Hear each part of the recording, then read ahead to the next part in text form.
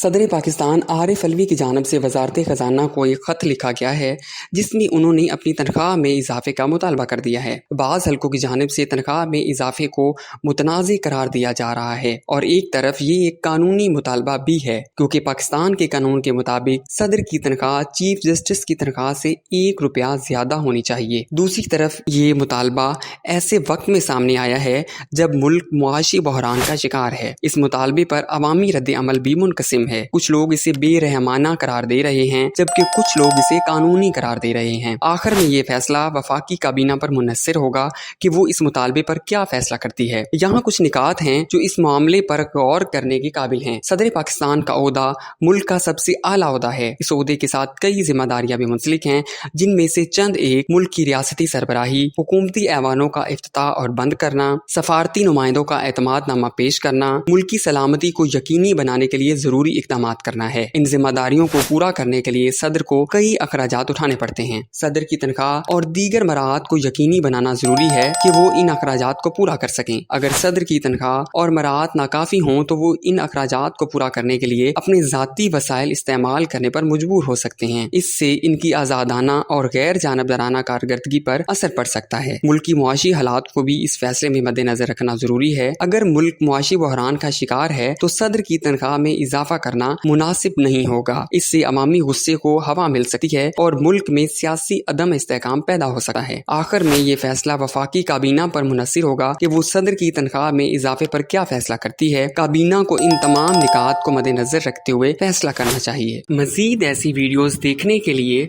हमारे चैनल को सब्सक्राइब करें और बेल आइकन को दबाना न भूलें।